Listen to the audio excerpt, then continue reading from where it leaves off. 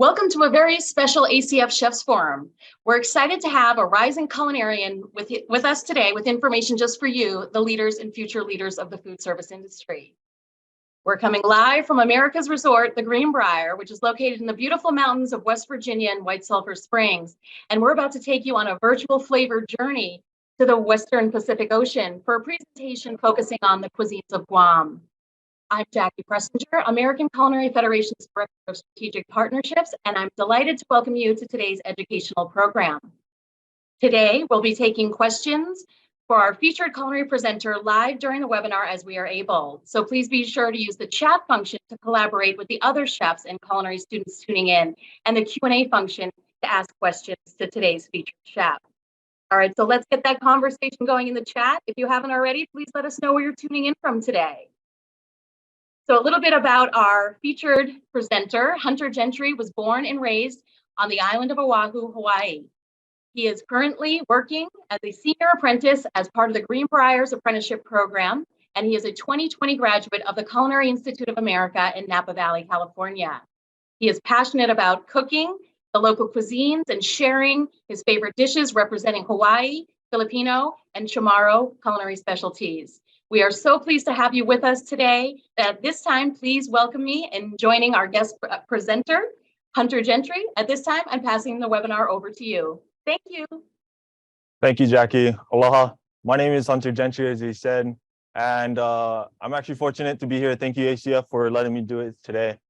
So today we're going to be talking about a little bit of Guam, cuisines of Guam, and it's in the Western Pacific Ocean in the Mariana Islands and Micronesia. So it's kind of similar to Hawaii, a little bit of that cuisine there. So today we're going to be cooking 4 different types of dishes. First we'll be doing a beef tanaktak, which is kind of a stewed one-pot cooking dish. Then we're going to do red rice, a little bit of Spanish influence coming in there, kind of to go with the chicken. And then we're going to do a shrimp kelaguen. Think of it as almost like a ceviche of sorts. Or a salad or a side. It can be eaten as a side, like kind of a starch of rice almost. And then we're going to do some Chamorro barbecue chicken, one of my favorite dishes to cook. And that's kind of have a little bit of the Japanese influence coming in. So we're going to get started a little bit. So I got one pot here. And we're going to make the beef tanaktak first. So a little bit of oil on the bottom, get them up to a high heat. And what essentially beef tanaktak is like a stewed dish. And essentially, what tak means tenderized or means chopped. So you would have like chopped beef or sliced or something tenderized of some sorts, chunks in there.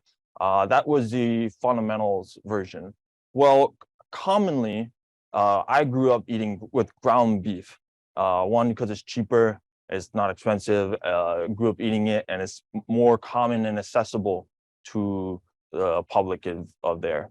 And we're going to be doing pretty much everything in this one pot. So it's going to go very simple, some onions, a little bit of garlic, and then the tomatoes come from the Spaniards back in the 1500s. And then we're going to go a little bit of some haricot verts or some green beans, and mainly the source is of coconut milk. And coconut milk is kind of the star of the dish, kind of brings everything together. And it's going to take about 45 minutes to cook. That's the first thing we're going to get on. So I have a little bit of onions in here. And then I'm going to go a little bit of garlic. Don't be afraid. And go kind of high heat, medium. You always want it colored of sorts, but not caramelized. And a little bit of salt. You can use some pepper. I'm going to use a little bit of white pepper.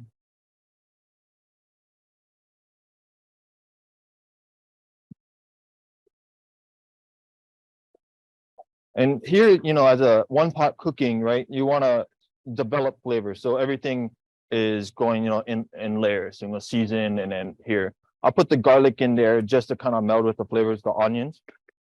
And then what's next is we're going to have tomatoes. So cherry tomatoes.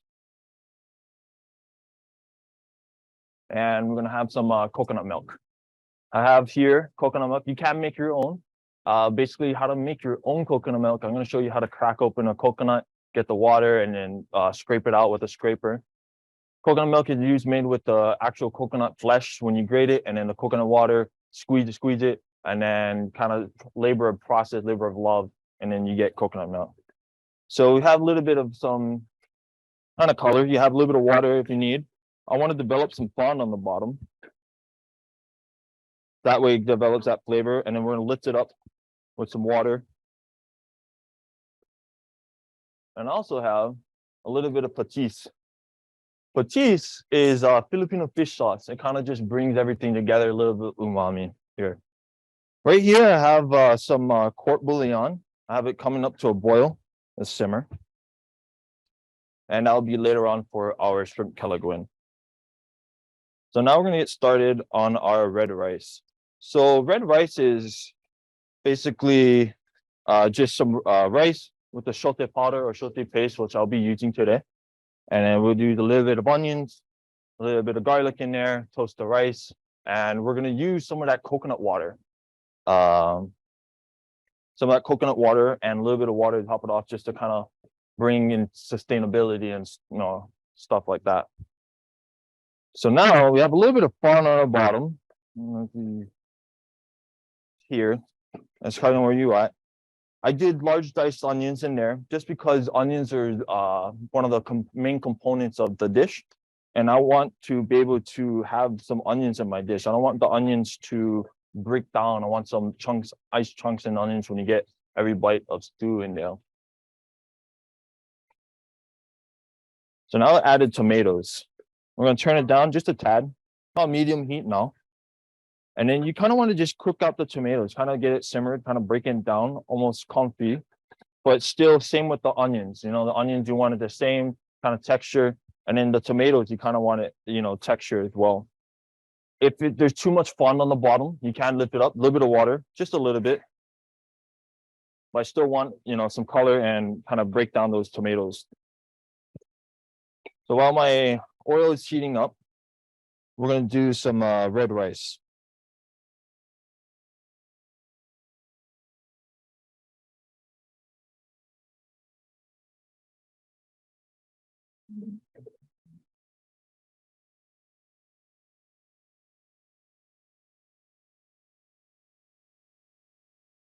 So we're going to start off a little bit of onions here. I did now kind of a small diced onions, almost like rice pilaf, but we're going to cook it on the stove. A little bit of some green onions. And then we're going to kind of just lightly sweat that off. A little bit of salt. And you can do a little bit of pepper. Now, Chamorro cuisine is very island-like. And, it has basically focused off our island. So that's where, the people back in the ancient days, they focus on the fish, on the ocean, the fish, the reef, the jungle, what's on the beach. And they start gathering, the hunters and gatherings of that. And that's where, all these island cooking is very fresh, vibrant, very colorful, flavorful. And it's true to the vegetable. It's true to its own ingredient. So you're really tasting the natural. There's no, a whole lot to it. It's simple and it takes easy. It's time efficient and it's really delicious. I love it. So a little bit of onions. Here, we're not going to do much fond. We're just going to do translucent here. So we have some shote paste here. You can use powder, but I have some paste here. And it's a pepper. You can ground it up and make into a paste. And this is where the red rice comes in, where the Spanish influence of, Spanish red rice or, you see in those cultures. And so we have very similar cuisines and dishes kind of there. And that's when back in the 1500s is where the Spaniards came to Guam and settled there, where Guam and the Spaniards traded for, they traded with each other, where the Spaniards brought iron, they brought tools, and they brought more, some more larger animals, whereas Guam had their vegetables, their coconuts, the bananas, the taro, the yams, and the fish, which they traded for each, and they helped each other essentially. So we're gonna just add some sort of shote paste still. That mixed up. And we're just gonna check that off just to heat just a little bit. Since you want to just kind of break this down, get it nice and cooking.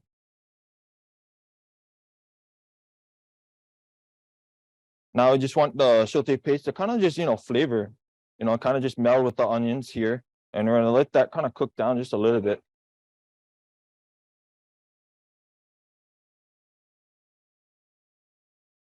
So now we got some nice color. The tomatoes are, slightly broken down here. They're slightly broken. They're nice. They still have texture. They're nice and whole. So now this is the time we're going to add the fun part, the coconut milk. I love coconut. Coconut's one of my favorites ingredients. So we have some fresh coconut milk. What you want to do is just bring all the coconut milk out and then bring it up to a boil. And yeah.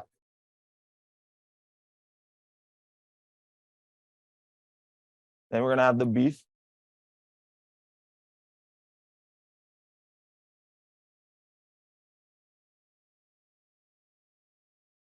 Now we're just going to let that cook. We're going to let that marinate and kind of just flavor. You want to bring it up to a boil. If you need to add some water, some more liquid, you can add a little bit more liquid. And since it's a one pot cooking, right, I'm not taking anything out of here. I want all that flavor. I want all that water, that fat in the pot.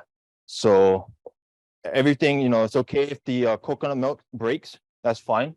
It's actually better because that's when all the flavors are melding together. And when you sop it up with the rice and you have the fat, the beef fat from the oil and the oils and the fat in there, and you have the rice, that's all you need. Really, it's delicious. It's like taking a bread with some, butter, and you scrape it up with the soup and stuff. That's essentially what it is here. So we're gonna bring that up to a boil. A little bit of water. And yeah. So now we got the sauté paste, the red rice coming. We're adding a little bit of rice here. We're gonna toast the rice.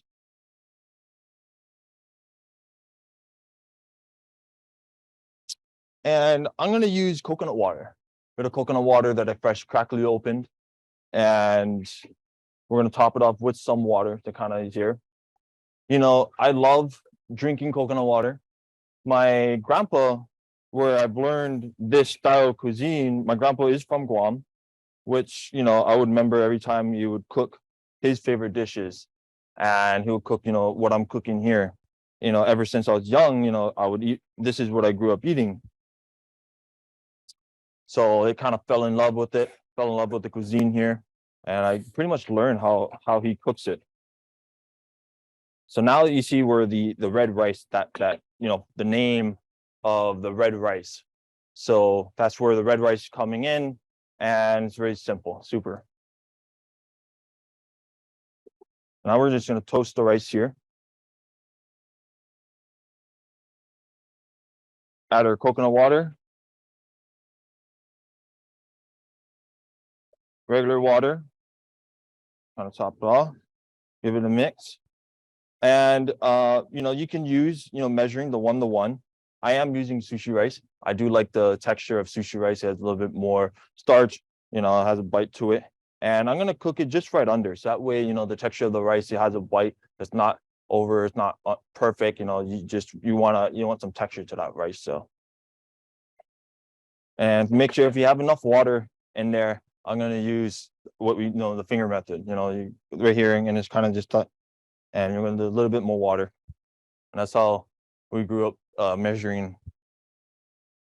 All right. So now we're just going to let that red rice come to a boil. So once it comes to a boil, you want to stir it. And when you stir it, it's not going to stick after it boils. And when it boils, after you stir it, we're going to cover it, let it cook for 20 minutes on a low heat. And you can do this in a rice cooker. It's the same thing, add everything there and then let it cook in the rice, or you can put them in the oven, stuff like that.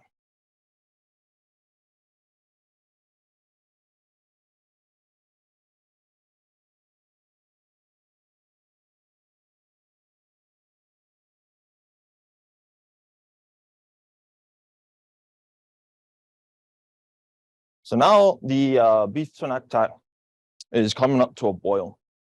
We're gonna give it another stir. At this point, when it comes to a boil, you kind of want it to, you want to bring it back down to a simmer and then just kind of let meld flavors together. So at this point, when it comes to a boil, right, you have the coconut, you have the beef here. We have green beans. I'm using haricot bears, but green beans are fine. You know, growing up, we always use canned, you know, add some canned green beans. You know, we had fresh tomatoes, no beef, you know, cheap, and it was family meal, essentially. It fed the family. So add a little bit there. That's why we add a little bit of coconut milk and some water so you can cook the haricot bears during that process when it's all simmering together at the same time. Kind of give it a little stir. And that is there. So that's kind of the beef tonaktak there. And it's super simple. I mean, it's just a couple ingredients you can find, you know, when my grandpa was gardening, you know, back in the day, that's kind of their culture. They'll garden. And, you know, the women in ancient times, they would go out to, you know, the reef, gather Hawaiian, you know, some salt, you know, make some tools, make some nets. They were the house woman. They would control the house and go garden. And then where the men were the builders. They were the workshops, the woodworking, the craftsmen. They would go out deep sea fishermen in the canoes. And then they would come back together as a family and cook together, eat together, and stuff like that. So that's where, you know, everyone in the family, and, you know, my grandpa, he would garden. So in the back, he would have fresh coconuts, you know, on his palm tree. And then you'll have some fresh lemons, some fresh oranges, some limes, some chilies, and avocados. And he had all this, and he would garden, take it, come back to the kitchen, and then cook. So now we have our red rice here. It's now boiling. I'm just gonna give it a little stir. That way, no stick on the bottom. And when you stir that, right, when you stir it, it's not gonna stick. Now that flavor there. I'll taste a little bit. You know, season accordingly, you know. And, you know, just pretend you're in the islands, and then just smell this. Yeah, I mean, it smells great here. The whole kitchen's smelling like island paradise, like I'm back at home. But yeah, now it's coming up to a boil, and we're gonna give them a cover. We're gonna cover them up and then bring it down, all the way down to kind of almost simmering now. We're gonna let that go for about 20 minutes or so, and then fluff it up, and then there's gonna be red rice. So now we see our beef tonaktak coming along. It's pretty nice. It's gonna kind of almost have a gray color to it, which is natural.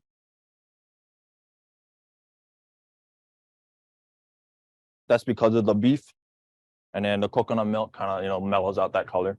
But that's what that color is. That's why there's the tomatoes, the green beans, that's gonna provide that color. You know, you don't want it to cook it down all the way, so that way you have that texture, you have that color there, that pop.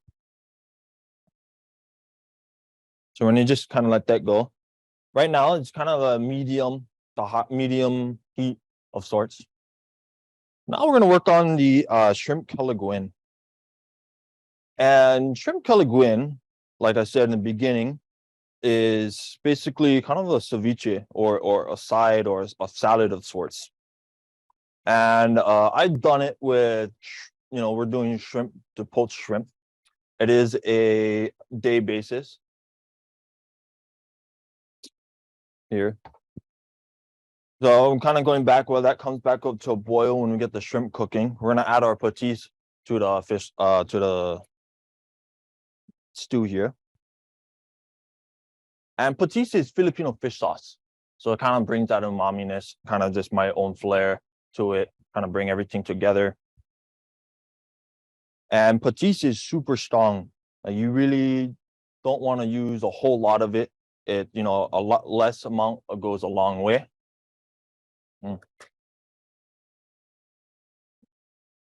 Just take shrimp for now. Now we get some shrimp here, peeled in the vein. And then we're gonna have our court bouillon, I'm just gonna let that there.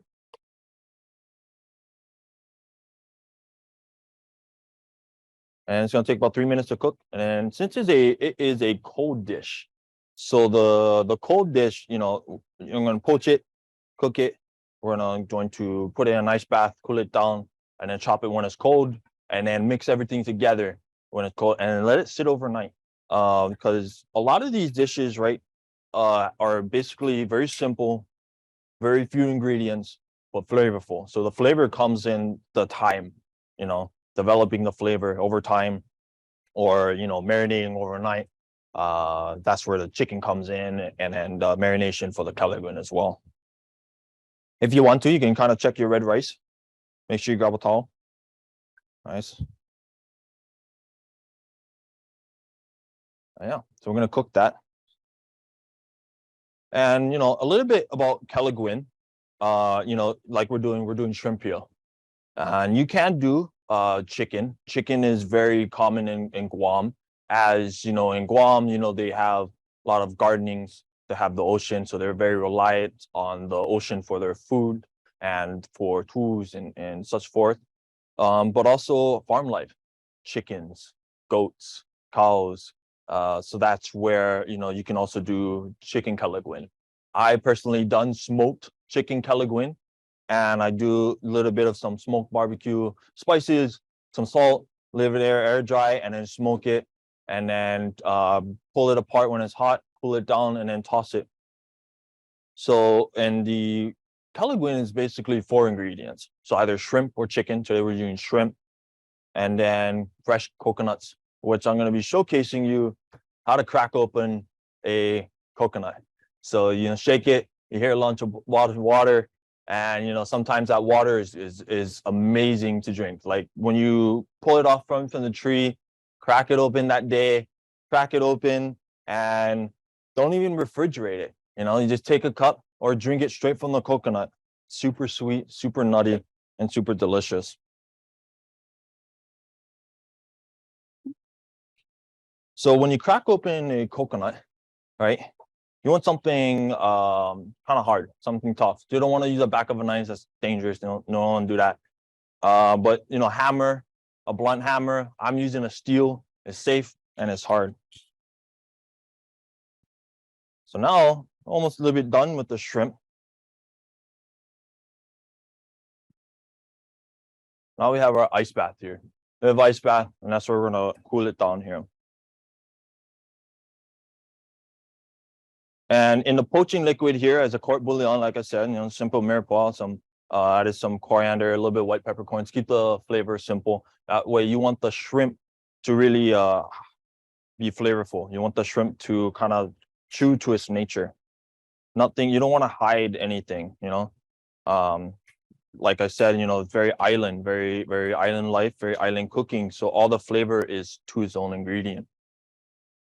So that's done. So now we have that cooling. It's going to be cool. When it finally cools, you can take it out and ready to go.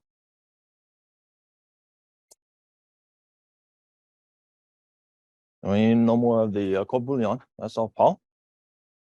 Rice is coming along. Make sure it doesn't stick and boil. Make sure. And nice, we have our beef tack working. Taste as you go. Flavor, taste as you go. And then you want to make sure all that nice. You're really looking for, the flavor of, each ingredient, you want to taste the haricot berries, you want to taste the tomatoes, you want to taste the onions, you want to taste the garlic, you want to taste that coconut milk, because that coconut milk's the star. You want to taste the beef. So they're going to start to melt. So now we're going to pretty much to a simmer.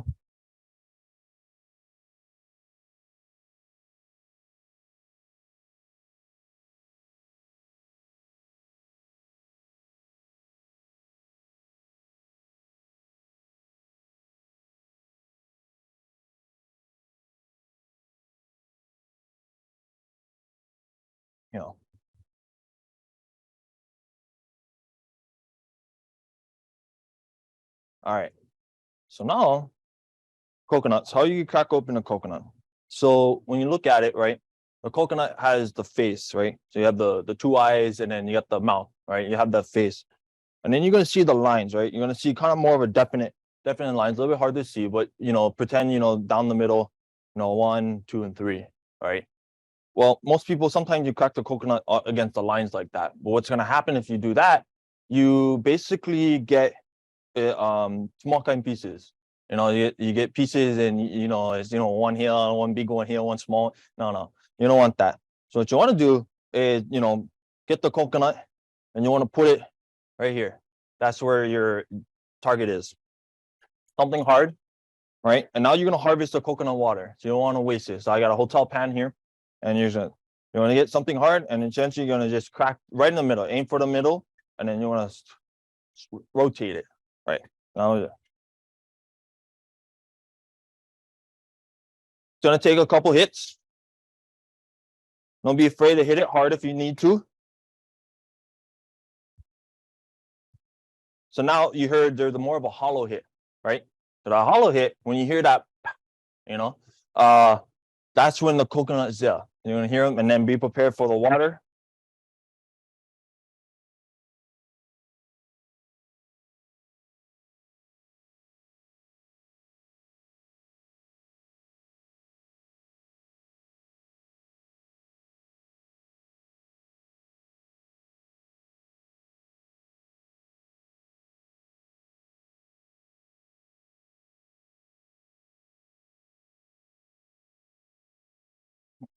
Strong coconut. Oh, broke my thing. It's fine. Ooh.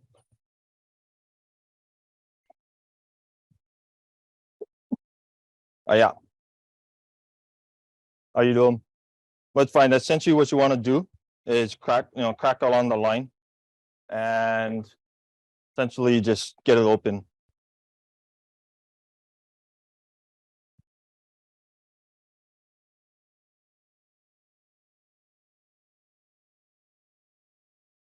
There. Now you heard that hollow. So that's where it is. So now we got this cracked open. Boom. So now we have the water saved, and now we have fresh coconuts. So this is the best part. So this is where the kelaguen comes in. It has to be fresh coconuts. It can't be any process or anything like that, because you're not going to get the same flavor as what you get from a process or something. The fresh coconut's going to be the best. Now there's different types of, from the mature to a young coconut. And, we're using a much mature and older coconut because the texture is a lot harder. It has more of a crunchy and more texture to it. Whereas the young coconut has more water, more milk, as you could say. And the meat for a young coconut would be a little bit thinner. It would be not as thick as like this. It would be, real thin, real soft. And you can almost use a cooking vessel. You can almost use cooking vessel, put it right on the fire, and it'd be nice. So save like that. Save the water. Water is delicious. And what you want to do, right, is I have a coconut grater here on just some rivets. And you essentially just want to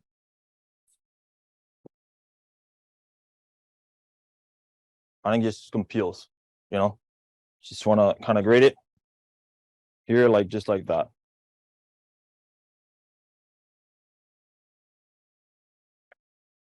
And that's how you're grating a coconut.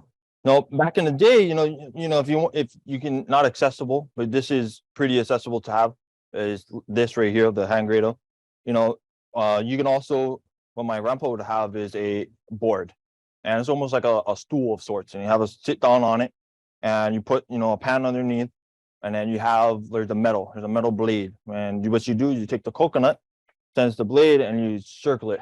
And you're sitting down. It's a bigger blade, so it takes a lot faster. But if you have something, something like this, perfect, couple dollars right here. So that's how you grate open a coconut.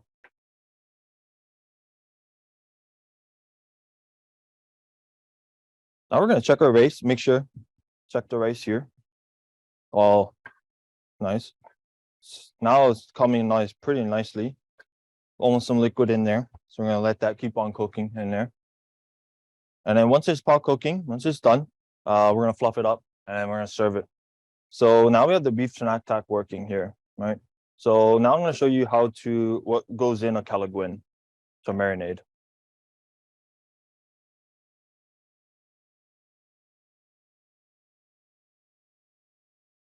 So what we have is fresh coconuts, some lemon juice and lemon zest. I'm gonna use some coconut vinegar. And why coconut vinegar? Just to kind of help reinforce the fact of the flavor of the coconut. And also, lemon juice or coconuts is that vinaigrette aspect, or that post settlers and trade of sorts. They had citrus, but vinegar came later, right? And then what we're gonna do here, a little bit of coconuts in here. That's the fresh coconut, grated coconuts we have. And it's okay if you have, some of the wood or the inside of the shell in there. It's okay if you have just a little bit. You don't want to get too much in there because it starts to get gritty and you don't want that. However, you can, take it out, grate it out on the side and take off that wood, and then you can use that as a bowl, use it as a serving vessel there. A little bit of green onions. I chop my green onions nice and big. That way, when you bite into it, it has, great flavor. It's big. It has, you're not hiding the fact that there's green onion. There's green onion. There's some green onion, and it's very simple. It's very 4 ingredients. Lemon juice, a little bit of lemon zest, and then some coconut. And then, once that shrimp cools down, chop it up, stuff like that, and then just mix it up. So then 24 hours later, this is what shrimp kelaguen looks like right here. So we're going to plate that up pretty soon, get that going. So marinating, has the coconut, the shrimp, and I put a little bit of red chili flakes in there just to kind of, kick it up a little spicy. And, my grandpa loves some spice and we love chilies in there. So it really kind of brings out the natural flavor. So we're going to plate that up pretty soon. Now the red rice is done. All right, look at that. So you have onions. You see the onions. The onions are still there. Some garlic. You see that red, beautiful. Oh yeah, right there. That is delicious. Make sure fluff it up. Fluff it up a little bit. Mix it.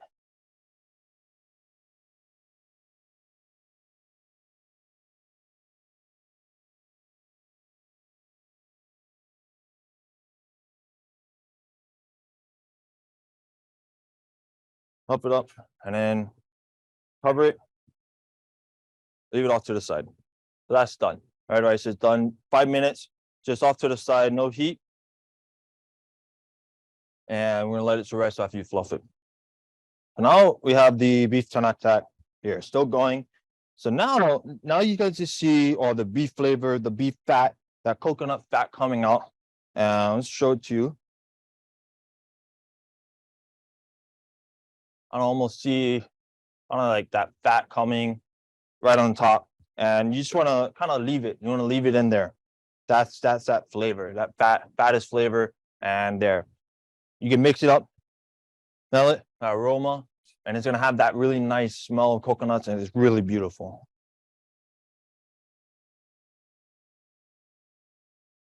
So now that the haricots are kind of broken down, they're cooked. Nice and seasoned, beautiful. But yeah, now we're gonna talk about the while that's almost finished and going. We're gonna do a little bit of some chicken, some more Chamorro barbecue chicken. Preferably, I like to use chicken thighs, chicken drumstick, not the breast. I want some dark meat, more tender and stuff like that. So this is where the Japanese influence come. During World War II, when Japan invaded Guam, that's where the influence of Japanese culture came into play. So we had to show you some sugar, some ginger, and then coming off, you had some green onions, some garlic. We're gonna use some red chili flakes, a little bit of onions, some green onions, and sugar, water. Show you lemons. Lemons is the main source of what barbecue chicken. So lemons and barbecue grilling. So when you have the lemons, you really want lemon flavor. You want, you want to taste the lemon in the chicken. You want to taste the red chili flakes. And when you grill it, it's going to have that kind of sweet, a little bit of salty, but it's not sweet. It has that sweet note to it.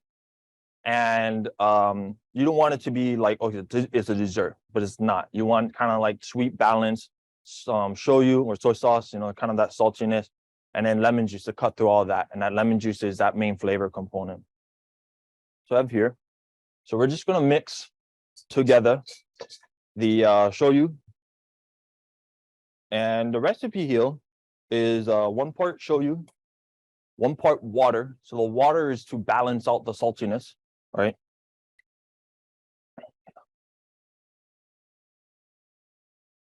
Sugar, white granulated sugar, 1 part. You can use a little bit of hot water to kind of melt all the sugar in there, but I'm using cold. It's fine. It's just kind of mix it, kind of get it in there. Then once it's nice and mixed, nice and perfect, just want to pour them in there.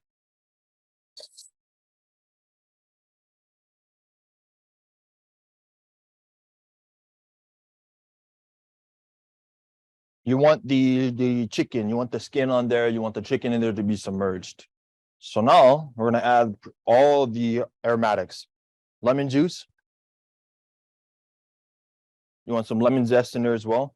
Chopped ginger. I didn't bother peeling it because it's going to be just a marinade. You just wanted some aroma.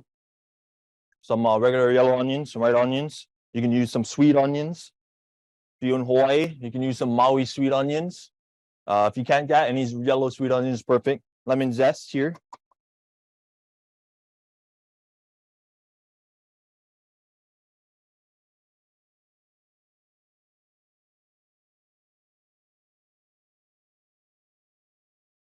Some green onion. Some regular Mormon's onion. Green onions here. Some garlic. And some red chili flakes here. So before you add the chicken, if you want to add the chicken here, mix this all up. And you want to let this sit to marinate for over 24 hours, nothing longer than that. Why? Because of the lemon's going to start to cook that chicken. It's kind of, and just kind of get it mixed up in the marinade, just like that. So before you add the chicken to it, right? Before you add the chicken, you want the finidene. The finidene is basically the same marinade with everything. And you're going to add some onions and then some green onions in there. And basically just the same thing. A little bit of lemon juice. So it's going to have that very sweet, that saltiness to it, and that very acidic lemon juice to it. So that was that.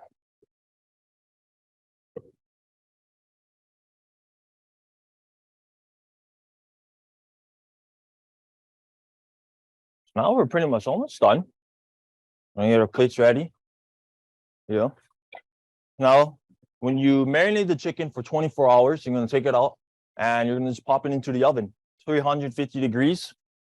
When it's 350 degrees, you're gonna get something like this. And don't be afraid to get char in there. Don't be afraid to get a little bit of some nice, beautiful char. That char is gonna be that flavor. And when you kind of bite into it, you're going to get some barbecue, that barbecue sense of flavor. You're going to get really that sense of charness, and that char is going to be flavor. It's not burnt at all, but there.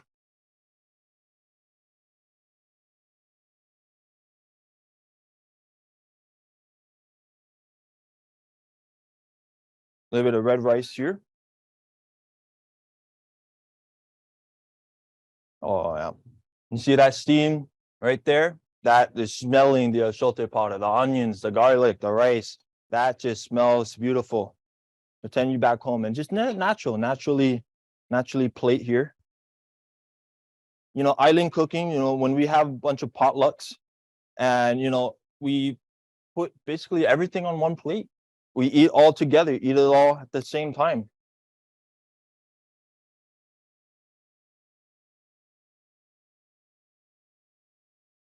So we have our kelaguen here, marinated overnight, a little bit of lemon zest, some beautiful poached shrimp, some fresh grated coconuts. And you want that beautiful milk on that bottom there, that beautiful liquid, that flavor liquid. And that's basically right here.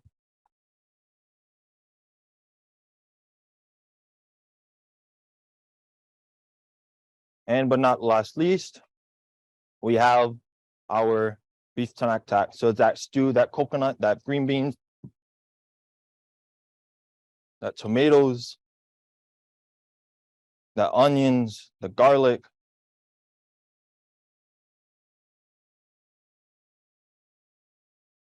Serve it with the red rice. And it's super simple, super easy, super delicious. Your green onions. And that concludes the demo. So what we have here is Chamorro chicken, Chamorro barbecue chicken, some red rice. We have the fini dene, which is the same marinated, a little bit more of some minced onions, some green onions in there, more lemon juice, more lemon zest, and you basically sprinkle this all over the rice, top it up. You have some shrimp kelaguen here, and you have the freshly grated coconut. You have the freshly lemon zest, lemon juice, poached shrimp, green onions, and some coconut vinegar in there. A little bit of red chili flakes to kind of provide some flavor. And then you have beef tanak. Beef tanak is that beautiful coconut milk stewed with the ground beef, tomatoes, green beans or haricots, a little bit of green onions, top it off. So that concludes the demo, and I'll take any questions you guys have. Mahalos. Wow, wow, wow. Hunter, everything looks spectacular. I wish I was there to be able to smell and taste all of those amazing dishes from Guam. And for everyone tuning in, please know that Hunter has agreed to share the recipes, so you'll receive those in the email that you receive tomorrow with the recording. Hunter, we do have a couple of questions. One of them is pretty easy. Someone would like to see your coconut grater a little bit closer. So I don't know if you might that's still available in your kitchen area. They hadn't used one of those tools before. Pan. In a coconut.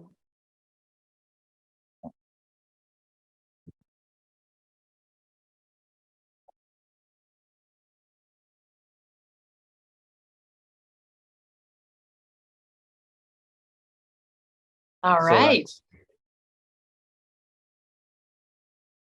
that's that coconut grater. All right. Well, thank you very much. Some of the other chefs and students who are tuning in had some questions about your journey and how it is that you came from Hawaii and are now over in West Virginia. So, when I started, when I was 2 years old, I was in the kitchen with my mom. We started making, boxing brownies. You guys are watching, aloha. And, that's where it kind of started, that passion over there. So anytime I started baking those box cakes, kind of getting in the kitchen, wearing a chef hat, getting in there. A little fun fact, I did have a YouTube channel. It's called Cooking with Hunty, Hunty together. So that's kind of also how a little bit of that passion is there. If you look it up on YouTube, there's a couple episodes on there and you'll see a little mini me. Further along the lines, I went to Mililani High School, did the culinary pathway program there for 4 years, and kind of started making some major goals for myself. So that's where I started to take a look at, CIA up in Hyde Park. And then, during high school, I went to CIA in Napa Valley, which I fell in love with that school just because it's green, it's in the vineyards, it's in the mountains, it's beautiful. And it kind of reminded me a little bit of home. So I didn't really get homesick at all. And, I graduated there in 2020. I worked there at MIT, or more of a sous chef, to kind of in the kitchen, front of house and stuff like that. And, it was a great experience. And then, going down, before high school, I'd work at Poke Stop, Chef Elmer Guzman, which he was a graduate apprentice, which was the stepping stones to kind of move up. Worked with Chef Alan Long and Roy Yamaguchi, and that's kind of, how, I went my kind of pathway there. Then went to CIA up in Napa Valley. One of my mentors there really started to guide me through here to in very beginning of, the program. So that's, fast forward here now in 2021, I started as a Greenbrier sophomore apprentice and kind of worked my way up. And now currently I am my last year as a senior apprentice here, and I fell in love with it. The apprenticeship program, you constantly work on your craft. You constantly work on perfecting everything, making sure, if going outside the box and then keeping the fundamentals the same, practicing, mastering the fundamentals here, like your sauces, your stocks, your basic cooking methods. And then you go out there, then you put your twist, your cuisine, your cultural, your love to it.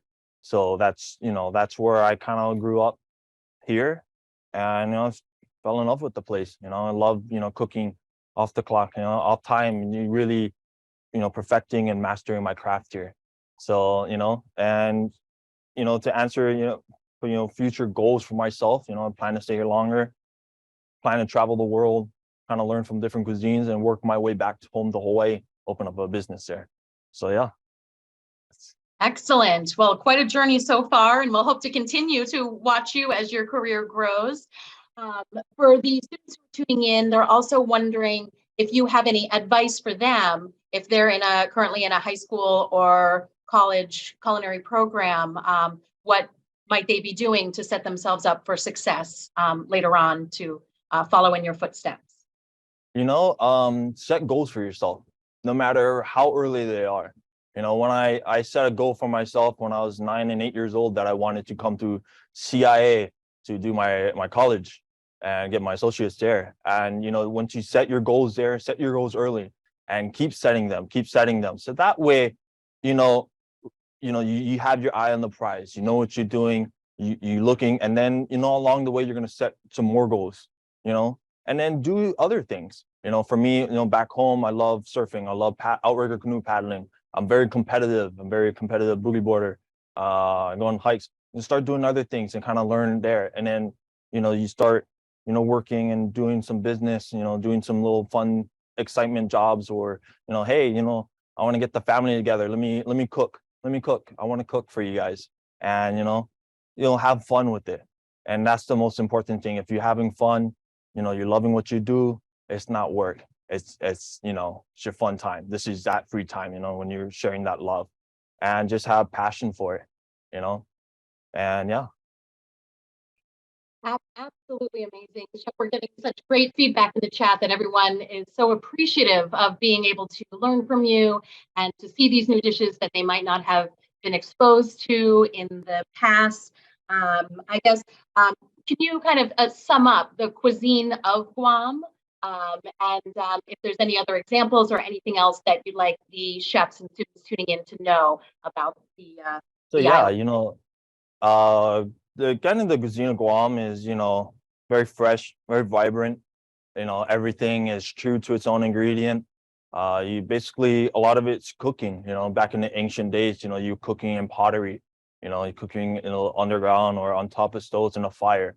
So a lot of it was, tying into sustainability of hunters and gatherers. Wood, the ocean. Utilizing everything. They use bones for, tools. They use the fish bones for fish hooks. Then they use, leaves, and then they went to the reef to gather, some salts, and then they went to the garden, the jungles, to gather herbal medicine. So, kind of thinking back the ancient days of the hunters and gatherers of fishing, farming is, really important for today, and today we're really focused on sustainability as one of the major trends in our industry right now. And, we have to kind of think back, and then that, back in the ancient days of all the cultures, of all the hunters and gatherers, and that's the originality of sustainability right there. And that's the true focus, and, here, a lot of these dishes were inspired by, the Spaniards and the Japanese here. But, when the Spaniards came, it was the tomatoes, the tortillas, the corn, and then the Japanese, it was the shoyu, a little bit of sugar, and a more, in-depth umami, spices, and stuff like that. So, these are more influence of cultures, coming of mixed cultures, whereas, back in ancient days, it was very simple, but still keeping the fundamentals the same, as it's a simple dish. It's effective, time efficiency, less than about 30, 45 minutes. And, some things takes a little bit longer to marinate overnight, but the preparation is not so much. So that's, if you want to go home, go to the grocery store, get some coconuts, get yourself a grater, and then try to make yourself at home, kind of get the flavor or taste of Guam. And then, yeah. Well, excellent. And I think you've brought the flavor of Guam to all who are tuning in. I know they're going to be using those recipes and hopefully enjoying these dishes at home, or perhaps even inspiring them to add some dishes to their menus as well. Hunter, this has been so fabulous to be able to learn more about the cuisine and the culture of Guam. We thank you so much. Any final words or final thoughts that you'd like to leave the chefs and students tuning in with today? Just keep on cooking, keep on sharing, keep on sharing aloha. And come out to the Greenbrier. If any young chefs, young cooks want to come out, apply to the apprenticeship program. It's a great opportunity for you to really expand your knowledge and perfect your craft. This is a great time to really get down, work hard, we're doing mass numbers, and it's time to really, grow yourself, open yourself. If you don't think that you can do it, go and do it. That's a challenge, and challenge yourself to become better.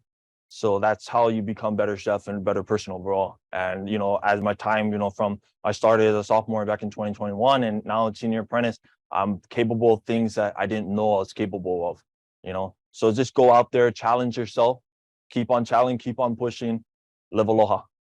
Mahalos. Well, thank you so much. And mahalo, Hunter, for sharing with us today. We are so incredibly grateful that you were able to be with us today. So a huge virtual round of applause.